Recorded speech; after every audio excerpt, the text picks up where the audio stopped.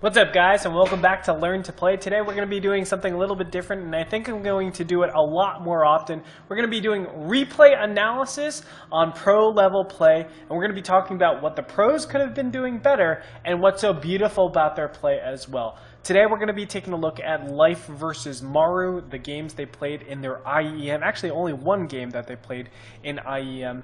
And let's go ahead and get into game as we are all loaded up. All right. So, of course, I'll introduce the players as if I'm casting. Oh, man, the nostalgia. Top right-hand position, we have Maru as the blue Terran. Bottom left, we're going to have Zerg. So I'll talk about the map a little bit on how Terran versus Zerg normally kind of lays out. These back rocks are such a pain in the ass for Terran. The main reason for that is because a lot of the roach rushes are going to be able to push over here and then push over here at the same time. So let's say I'm doing like a 8 or 9 minute Zergling Baneling Roach all in. If you're making all these bunkers over here and you're playing like the regular 3-base defensive type style, I'm going to be able, as Zerg, I'm going to be able to attack over here, or at least simulate an attack over here. Not simulate, rather kind of harass over here and make it look like I'm attacking over here, and then just swing over here because I know you won't have enough resources to keep up with both. And I could choose to attack. I could choose to just go back and take my hatchery and take a 3rd base, and that's fine too. All of that because you have to make so many buildings and so much defense that your infrastructure isn't ready to actually be attacking. So that's why a lot of the times Terran will not go for 3-base strategies. Also, where do you take your 3rd base? Either here or here? Well, there's a lot of problems, right? If I'm on the defensive and I'm going 3-base, I have to defend this spot, I have to defend this spot, I have to defend this spot. When you're at 100 supply, you're not going to be able to do that all too often. So that's why a lot of times Terran is going to go for that. Zerg, knowing that, should be able to go up to 3-base pretty nicely. Now, in this position, Life is going up for what looks like to be a 3-hatch before pull. That makes complete sense. That 3rd is a little bit farther away. So his thought process is going to be, let's start the creep super early here. We're going to be able to defend against any shenanigans. We know no all-ins are going to be capable right now, as we can see by the current scouting. I love the drone scout because that's going to supplement getting this 3rd hatchery up super fast and super safe, right? There's no marine all-ins that can happen right here. It's just straight up standard play. So as it stands, I like what Zerg is doing, as I said, just getting the creep spread, because you get queens pretty early here, and they're going to just be spreading creep, so you're going to be able to connect the bases relatively fast. That means all queens are going to be able to sort of defend for you. So that's a really nice opening, I think, overall from Life. Let's go ahead and move on. We're just going to talk about general things throughout this and see where Maru and Life are going with this. Now, let's talk about the first scouts from Maru. He's going to come in here with the Reaper. Do I like this Reaper? I mean, this is a standard Reaper expand. I don't mind it nearly as much. What we're trying to do is just obviously apply basic pressure. A lot of the times we will get in here to see if the gas has been started. There are two different variations of the 3-hatch. It could be with and without gas. With gas, it's going to be more queen-centric and queen defensive. That means you can a lot of times do drops to attack, and you can a lot of times do overpowering, but overpowering I mean like Hellbat, Marine, stuff like that, because a lot of times they rely too heavily on queens. But in general, against queens, I mean, like, tech builds aren't the best, right? If I go Banshee, it's not going to be the best against that, but it is going to be a lot better against someone that goes gas. Against gas builds, I would say, you know, just Hellions are really powerful because they're going to be relying a lot more on Zerglings in the beginning stage. You have to be aware that Roachers are possible, stuff like that, both of which are pretty standard. I think gasless is much better overall, but we're going to find out what we see. What do we see? No gases so far. I like that a lot more because you're focusing a lot more on getting your queens out. You can see 3 queens out in production right now. Just make sure you don't lose any units, and that's pretty simple to do. But I like this, just forcing out units. This is pretty negligible. Let's go ahead and check back at what Maru is doing. Everything looks pretty standard. Okay, so he is opting. I don't think he was able to see. No, he didn't see the gases, but he's going to be doing this. Now, this is also good because you get the medevac out, you also get the Viking out. This is probably one of the best things that you can do to empower drops a little bit later on at the 12, 13, 14-minute stage. So I completely agree with this starport. It makes a lot of sense. Real quick. Oop, I just fast-forwarded. Well, let's go back a little bit right now. This is about fine. So does Maru have to worry about any all-ins at this point? And I would say a little bit, but the fact that you were able to see one queen, of course a lot of drones on saturation, I would say the probability that some roach attack is going to come in at 8 minutes is very, very, very, very low. Also, you have to keep in mind that these Hellions are going to show him. We'll see also how Maru puts defense against roaches a little bit, or theoretical roaches we should say, a little bit later on, because we always have to, whenever we're doing a build, we always have to make sure we are capable of defending against all the things that can affect us. We'll find out. First Hellions are going to be popping out on the field. Let's go ahead and go into full view. And as you can see, I'm kind of commentating on both sides, both the Terran side and the Zerg side, and I think whether you are a Terran or a Zerg, it's really important to understand both sides and the strengths and weaknesses of both the sides. You can see creep tumors are being placed very quickly here. They're connecting from both sides, which is really nice. They're going to connect very, very soon here. And by that 8-minute mark, where a lot of Terrans are actually pressuring with a good number of Hellions, they can have a couple of Marines here, that kind of stuff. He's going to be fully connected and more, right? He's going to have some good creep spread. So I really like Life's thought process going into this. Having the queens in front, even the spine crawler up front. How do we like the spine crawler? What's the purpose of it? It's basically to make sure that we can continually spread creep. I like this, even throwing down the rocks. That makes a lot of sense too, right? Because we're going to just be able to concentrate over here on this side. On the back, Maru is going for a third command center. Okay. So let's think about this. Oh, first off, we do have the indicator to know he's capable of defending against all-in. Just switch these off, get a Banshee, you're good to go. But he is playing rather, aggressive. But he saw the creep tumors. He saw how many creep tumors also. He saw how many queens were out. So he's saying, okay, I'm good against roaches. There's not going to be a roach attack that pops out here. So let's get the command center. Let's go on from here. The main thing is going to be the drop here, which I could definitely see popping out. I like Maru's position a little bit. It's not really going to do any killing blows. This is still going to be going to a third command center and trying to hold a third at a really hard time. I think overall, even against Zergling Baneling, it's very difficult to be able to put on pressure over here if you're not already doing 2-base pressure. And with a Hellion drop, so what does a Hellion drop do and what does it not do, right? A Hellion drop is going to be able to kill potential drones, take advantage of a lot of, I guess, very defensive styles where you're relying on queens in the center. What it doesn't do is clear up any creep, right? You're not going to see a lot of creep spread removed from here. So being able to put pressure on this third base or even the fourth base is going to be incredibly difficult. So do we want to be playing a style like that? You have to ask yourself that when you're Terran. And I would say, in general, no, but it's a good build to actually mix in here. So it's like a yes and no. I personally don't like this style. I like to go like Hellion Marine on this map and really try to mess up the creep on this side as much as possible. That way I can keep pushing here. I can push the third. I can push the fourth base, that kind of stuff. But if we're just letting this go, a good Zerg will be able to creep spread and just make it really, really difficult for the Terran. So let's go ahead and keep moving on. Let's also take a look at the timings overall for Life. You can see he's mainly just droning up. Do we see any evolution chambers being popped down? Nope. We see metabolic boost just being started right here. He's just in mass defense mode. He doesn't care about anything else. He's not looking to defend against Hellbat timings, is he? No, because he has 6 queens out. What does he need to defend against Hellbat timings when you have so many queens and a spine crawler out on the field? I like Life's decision making so far. And go ahead and see 8 workers dead so far, not the absolute best. And we're going to see the Harvester lead just go to life in a little bit here. So, that being said, well, let's take a look because the aggression isn't ended. So we'll kind of feel everything out after this kind of taking its toll.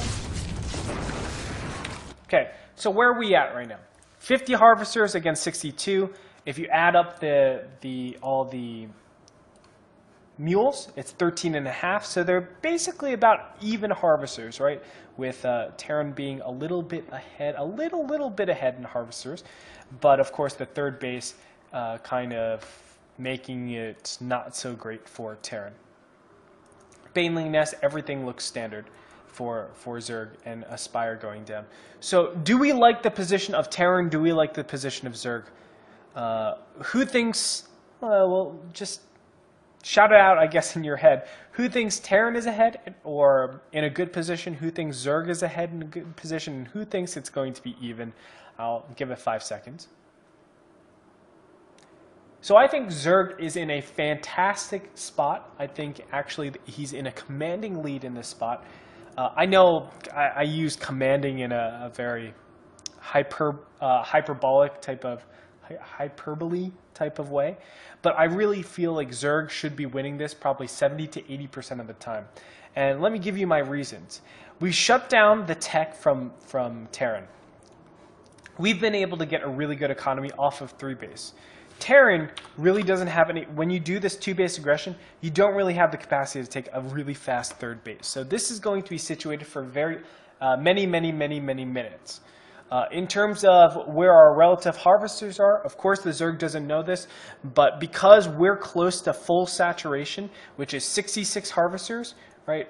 It's going to be 22 harvesters per each base, so 22, 44, and then 66. We're only 4 harvesters off of just going nothing but units. That's a really good spot to be in.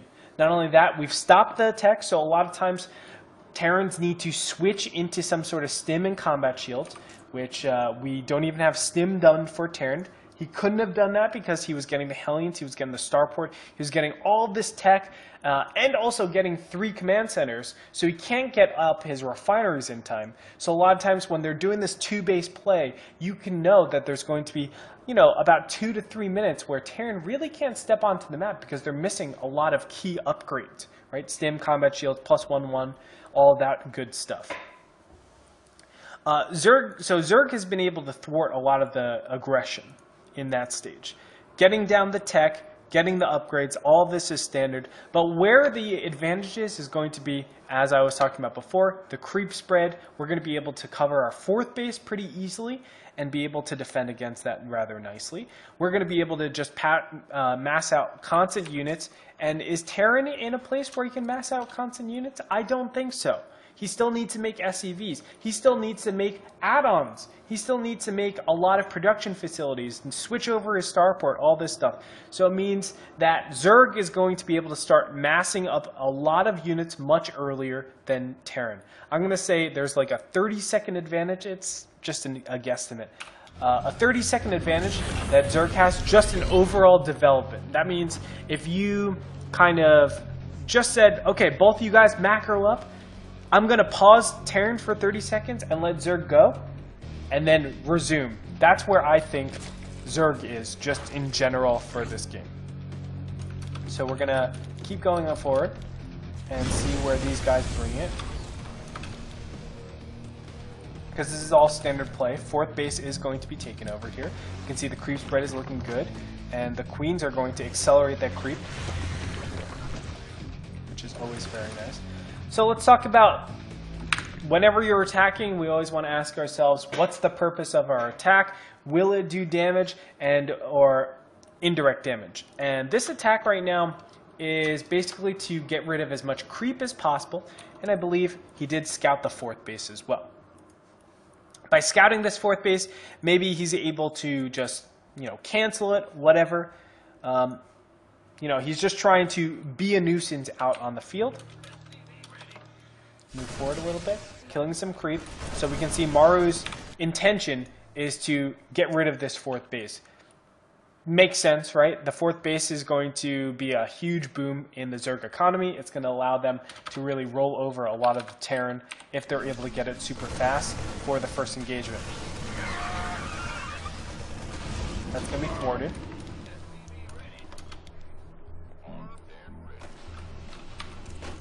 And he just did with a small amount of Zerglings and Banelings. Also, there's a drop. Now, this makes sense. The combination of the Marines over here on the right side, basically saying, hey, come over here, come attack me, bring all your units over to the east side, and then followed up with 2 medevacs going over to the left-hand side. So it makes perfect sense. How many units does he have at home, though? So this is a little bit of a risky play here, right? Only the Hellions are covering the third base, and the production cycles are covering the natural. So if there's a counterattack, or a potential counterattack, there could be a lot of problems. But Life, it looks like he knows what's coming up here. I also like the Viking. You can see Life's capabilities of seeing a drop coming in here. It all got cleared up by the Viking, and I think that's a really important unit to be getting. I think every single Terran should be incorporating something like this. But you can definitely see Maru's plan, and you can definitely see Life is defending what Maru is capable of. He sees not a large unit, a massive units coming over at the 12-minute, 45-second mark. He's saying, okay, well, if you have a small amount of Marines over on the right-hand side, I know that there's probably going to be a combination attack, else I would have seen something up the center or over here, something like that. This does not tell me that there's going to be some hard push at the fourth base. So I love what Life is doing here. Is there any way for Terran to be able to convince them that this is a hard push? Not really, right? This is a lot of the time going to just be, defending against 2 areas. So I love Life's anticipation. Anyways, infrastructure. Let's take a look at it. And it looks like all standard stuff. Let's go into Maru. So he has just about only 5 barracks going on, and then he's going to add on a second factory as well. And you can see this drop isn't going to do that well. And on top of that, there are those mutas over there too. Just picking up. And now this is the time where Maru has to say, I need to GTFO. There's no way that I'm going to be able to do that much here. With mutas around, I don't want to lose my medevacs. So let's see how he deals with this. He's just actually going to sit around here. Interesting. Okay. So does this first attack make sense? What is he trying to accomplish? Are there better things that he could have done? This needs to happen, in my opinion, because you absolutely need to clear up creep if you want any chance at this fourth base. Also, he's pressuring on the left-hand side, saying, hey, Maru, hey, Life, I still am threatening you. Does it make sense in terms of unit size, compositions, upgrade timings? You can see this is probably not the best attack timing. Seeing as 2-2 is about to finish for Zerg. So do we go earlier or do we go later? I think Maru just wants to be on the field before 2-2 finishes maybe for the Zerg. But I think this is kind of forced, saying like, hey, I need to do something or else I'm going to be in really bad shape as the future goes on. Drop is coming in, trying to do multi-pronged harass. How's Life's reaction to everything? Obviously, I love the Zerglings that are down here. Zergling Baneling. You could say like some Zergling Baneling should be going across here and taking the watchtower, that kind of stuff. All this is going on, but a lot is happening.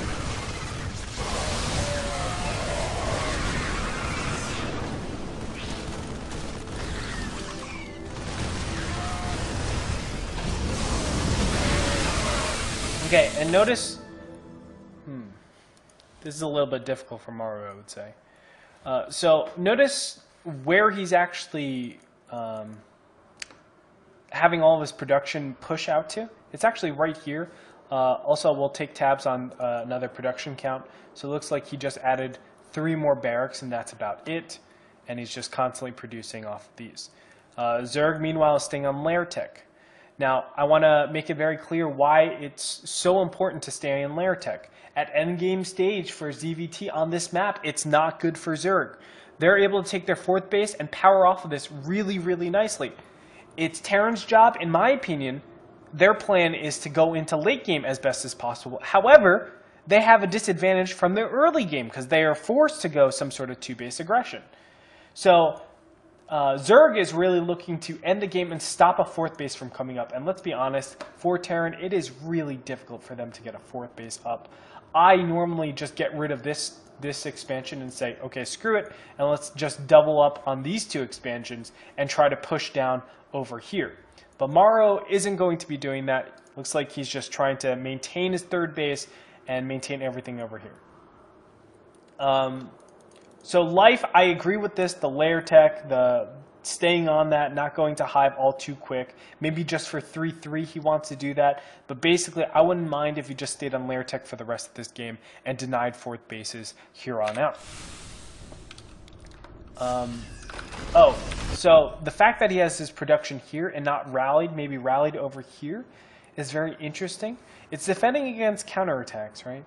Are there better ways to defend against counterattacks? You could definitely have a Marine positioned over here. And if you see a counterattack coming in, you swing back. But I think, in general, you want this Terran army to be as close as possible together and not be stuttered all too far apart.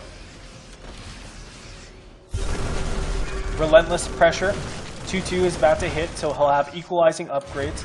But you can see Maru just doesn't care about the upgrade difference. He's saying to himself, well, crap, I need to really put pressure on this 4th base as best as possible. And I love what Life is doing, just clearing up as much as he can with small pockets. This is really all about muta control, I want to remind you guys. The Zergling Banelings are just to force the Marines back, and then the mutas are able to pick off stuff. Simultaneous drop coming in here, I like that. And this is just a clear creep, right? That's the only purpose of Terran. It's to clear creep in this spot and also be a diversion for the other attack coming in here. Okay, this is the #1 way on this map to be able to beat a Terran, I think. And it's to do constant counterattacks and force them from being able to attack in really important places. If you're able to ever get ahead in ZvT, you make sure that they're all turreted up. If they're all turreted up, that means they're spending minerals on not attacking units. And when you're playing in this very high aggression for the rest of the game and staying on Lair tech, you want to make sure that they're making turrets, not Marines, and then denying 4th bases. Because all those turrets, let's say you force out 8 turrets, that's 16 Marines. That's a good trade just for pushing some mutas out in the field. Definitely not worried about that. So this is really important that Zergs are able to do this sometime in the game on this map in particular, or at least when you think it's going to be high pressure for the rest of the game, where you're staying on Lair tech. I love the counterattack coming in from Maru. Life should kind of know that something like this is coming in, because whenever you have a lot of units back off, you have to realize, okay, there can be some sort of, multi-pronged harass. Because if they're backing off, well, that means they probably don't have all their units together, right? If they don't have all their units together, where could the other units be? If they have all their units together, they're not going to be backing off. They have to keep up and make sure that the creep is going to be obliterated. So I love what we're seeing here. Let's take a look at what Life is actually trying to focus on. So it looks like this incoming attack is the most important thing. Makes sense. Don't love the small amount of Banelings crashing against nothing. But you can see how, just how far ahead Life is with being able to potentially clean this up. Meanwhile, the mutas are just ravaging hell. But there is an attack coming in here that is a little bit of a problem.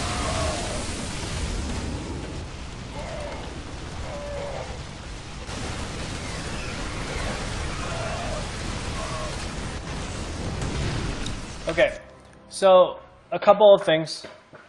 I do not like our mutas staying in here. I think there needs to be convergence over here because if I clean up this attack for Zerg, attack and clean up all the mutas, there's an instant reset, right? There's going to be like 1 or 2 minutes where Terran is just going to have to sit, and that's it. If I'm able to kill all the medevacs. Why is that? It's because the medevacs give Terran a lot of capabilities of continuing on. If I do constant Zergling, Baneling pressure and then hit in with mutas, it's not going to be too easy for you to constantly stim and re-engage and constantly re-engage, and eventually my Zergling Banelings are going to be a lot stronger. So converging on these attacks, I think, are much more important. Also, you have to realize that an attack like this can happen every single time a Terran is going to back up. And also, the reason why I want to give up position here instead of trying to do this whole counterattack where, you know, maybe I can kill all of your production if I fend off against the Zergling, the mass bio over here and the mass bio over here. The reason why I don't like this is because you don't know how many Marines are out in the field. You put yourself in like a base tradey situation when you're already ahead, and I don't agree with that. And also, give the Terran time to make a ton of turrets. If they're making a ton of turrets, that's good for you. You don't want trades with your mutas here. You want to maintain that advantage. And look, this would have been so much nicer if all the mutas were down south over here, cleaning up every single medevac, and then swooping over here. So now there's a clear objective for both these guys, right? Zerg is just trying to get creep spread over here. That's the only thing that Zerg should be worrying about. Terran is trying to get a fourth base, preferably over here, and then deny this fourth base. That should be the only thing that goes through these guys' heads. On a little bit, you can see going through a lot of attacks, that kind of stuff. This is great. Regardless, this is just giving Zerg a ton of time to. They should be retaking a lot of creep and getting their units back to basically be able to crush.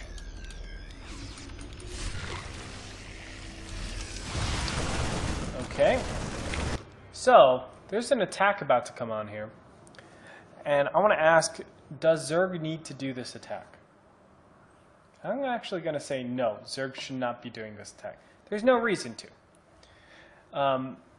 I think the only reason that you would do this attack is if you feel like you're so far ahead that you don't have to worry about a thing.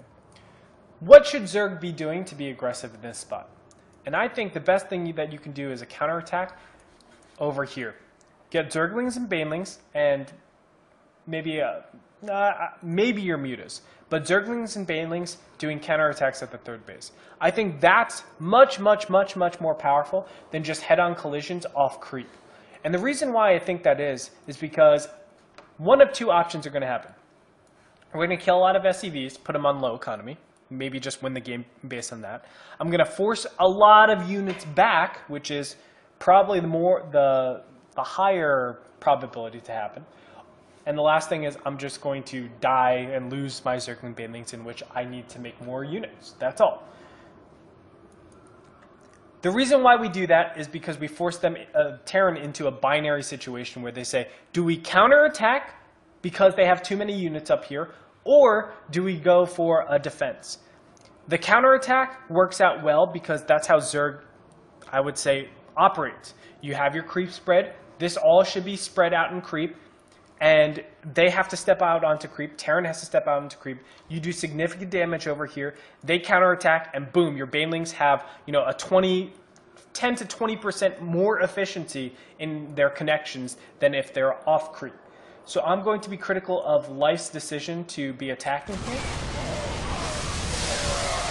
because whenever this happens, as I said, your Banelings are going to decrease in value, and we're going to see it right here. We're going to go a bit slower. Banelings, man, I wish my games were like this when I'm Terran, where I have no clue how I was just able to win that. But 3-3 is going to hit for Terran very soon now. Fourth base has been taken, very important fourth base, and Zerg is from a bad position, I shouldn't say bad position, but a not so great position. Or no, Zerg was in a good position to a not so great position. They're not behind by any means. They've had this fourth base roaring, and now he's again going into the main base, punishing so hard the fact that there is no sort of turret control over here. And a lot of times, Terrans won't put Terran controls on their main, just because it's so costly. It's so costly, and on top of that, as I said before, you want to be high pressure. You don't want to be having your Marines going, your turrets being at the cost of like a lot of Marines, and therefore at the cost of a lot of aggression. Continued attacks here, and what is the plan for life? Eliminate this planetary missile. Perfect decision. Love it. And now, just doing damage over here. So, I do like the Muta switch over here. It forces a lot of Terran back. If you saw, there was a spot where he said, can I counterattack? Because I really don't want to defend against these Mutas. And he realized, wow, shit, that's a lot of Zerglings and Banelings. Just think if he had creep spread. There's no way. Absolutely no way. So I like Life's decision to actually attack here with his mass mutas rather than trying to I don't know, do anything else. He's basically saying, get back into your base and let's prolong this game a little bit so that you can chase me and I can keep you on low economy, right? These harass inherently will delay games. The less big attacks that you have, the more time you have to actually find little tiny attacks for your opponent, the more attacks that you have, tiny attacks I should say, the more tiny attacks that you have, the harder it is for Terran or Zerg to be able to say, I have the game won, right? If the big battles clash and all of a sudden Terran has a big advantage, well, obviously the game's over. Just go on to the next game. But if we have a lot of, I'm running around, I'm doing attacks here and there, I'm going to be able to go further and further and further on into the game, and thereby making these mine out a lot faster, making it much harder, and making it so important for you to be able to take a command center. Sorry, that took forever to kind of explain. But that's why we want more harass from Zerg. We want more counterattacks from Zerg. We want less big engagements. If we're going to count the amount of big engagements on this map in particular, it's not going to be that many. We're always going to be catching Terran off guard and out of position as much as possible. So what does Maru do? He's going to flow his main base over. Kind of has to. Wow. I saw that live. And Maru now, he's forced to do this. He's forced to push in here. Because he needs to get something gigantic done, else he's just going to die. And you can see, how the hell is Maru ever going to be able to stop something like this? This is just a disaster. You're just going with Banelings. Forgot the rest of your units. Alright, well that's still fine. And this is just going to get cleaned up. And that should,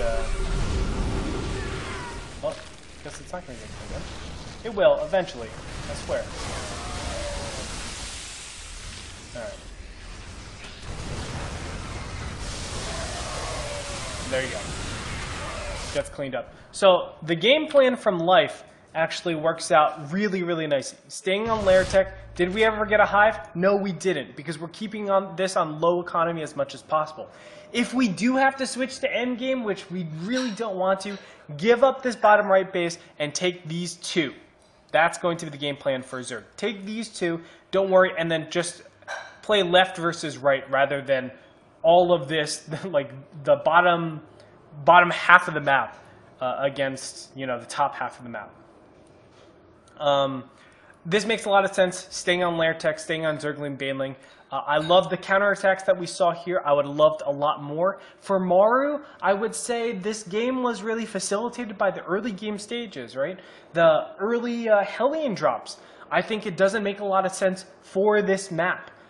You're putting yourself in a situation where you don't have a lot of denial of creep spread on the 3rd and 4th base. So you can see continuously, he goes into this spot over here and does not get good engagements. If you count every single attack, that came down here. I think he was 0 for 3 or 0 for 4, something like that, for all the attacks that were right here. It's because of the creep spread. How nice would it be if the creep spread was right here, ended like right here, and it ended right here? That's really hard for Zerg to be able to engage. We saw that really nice engagement come over here on the top. That's the type of engagements you want as Terran. But you can't do that if you're too slow to the draw, or not too slow to the draw. If you're, I guess your initial attacks aren't capable of denying creep in the early game stage. So we're seeing kind of the plan of Maru to deny the 4th base not line up with the plan of the beginning stage, which is just to kill a lot of drones. Killing a lot of drones is all right a lot of times, but you need to find a win condition based on the map and then kind of backwards engineer everything and be able to come up with the right build for the beginning stages. For Life, we already said it. I think he played perfect. I think he played really, really powerfully. There was one bad attack that looked a little bit scary, but you can see Life's 4th base was able to kick in, and that's what is really allowing him to be able to do the things that he's done. I mean, look, he's lost more, but the fact that he's been mining off this for so long just helps him out so much. So guys, it's a very long-winded type of explanation, but I hope that helps. It's TvZ on this wonderful map. You could check out the full replay in the IEM replay pack. This is game number 6 of the finals, and I'll catch you next time. As always, do what you love what you do, and I'll see you around.